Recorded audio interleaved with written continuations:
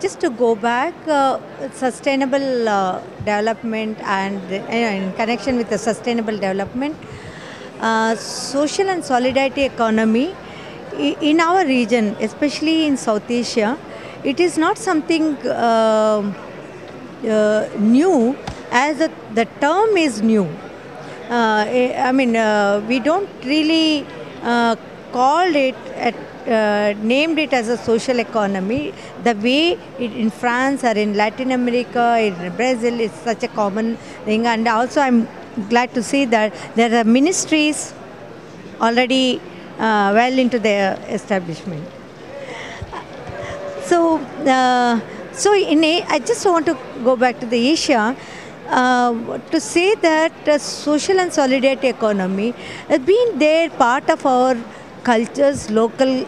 In our communities, it can be. It is not just a material alone. It's not just money transactions. It is also based on the kind and the things and sharing. Even the compassion is a compassionate. It is sharing. It is a horizontal, you can say, kind of an economy. It has been there, part of our lives. Okay, and that is how we have been living for so many generations, years. Not into the mainstream economy, which is obviously, of course, now pushing us down and repressing us in many ways. So, now, of course, this is in this Rio Plus 20, what we are hearing about the social and solidarity economy should be very, very important and relevant in this present context of neoliberal, global policies, economic policies, which, of course, I need not repeat that, how they have been dominating and repressing our own lives. Across the world, I can say that. So, in that sense, yes, it is very, very relevant to bring this, the notion of solidarity economy into the higher, at the higher level, so that the heads of the states and the governments, though some governments still have already implemented that, but still the more and more it should come at the global level to take that seriously and to bring into action. It's not just, okay, it is fine. It has to come, but because I know how difficult it is, because it's a challenge to the big economy, the mainstream economy, as dominant economic system, which is really prevailing in all these years in all other countries. So it's a big challenge, no doubt. But still, this is from the people, from the common people. We are asking for it, and we need this, not the so-called green economy, which doesn't have a face. It doesn't have any understanding. That we don't even know what does it mean, the way green economy is talking about. But when you look at the social economy, it encompasses social, environmental, democratic process within the economy. There have been several initiatives across the world, like in the name of cooperatives, name the organic farmers. Especially in India, I want to mention this. There have been such a great movement for organic producers. Now we have organic producers initiatives together. Bringing to the, becoming a social entrepreneurship in a thing. So it's a kind of a.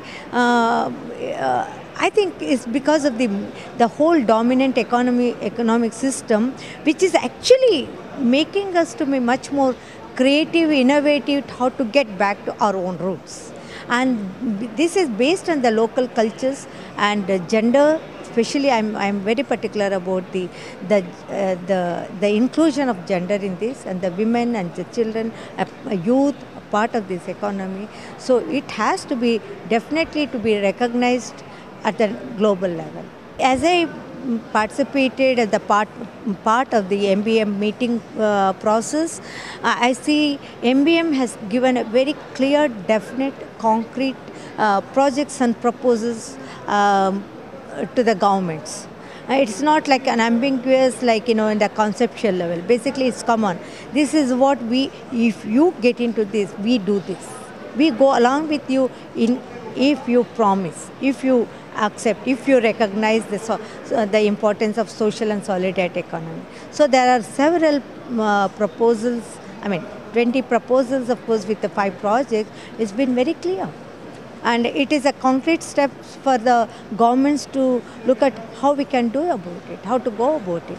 So with this understanding and the need for much more to strengthen the process and a need for create a major group at the UN system.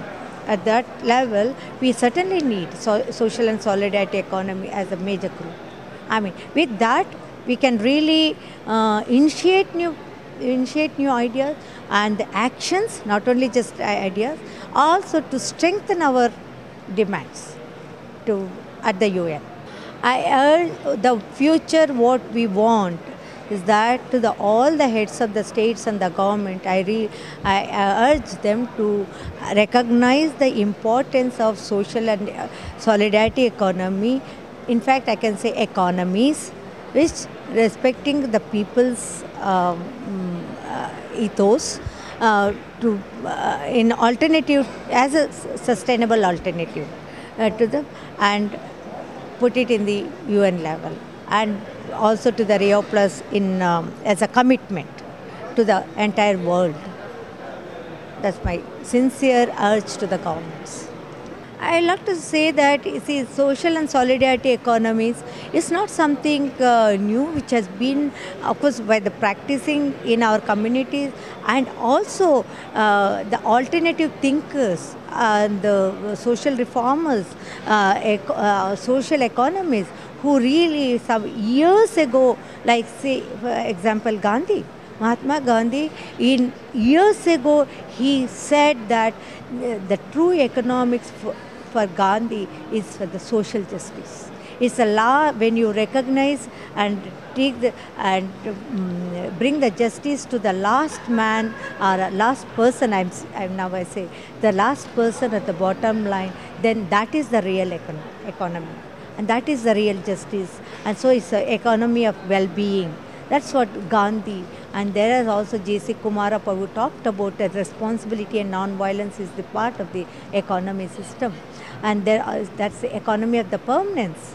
I mean, and then of course Schumacher, and also not only the people mattered, of course he agrees with earth also mattered, you know. And interestingly, the Robert Stephenson, he said she economy, you know, sane, humane, harmony.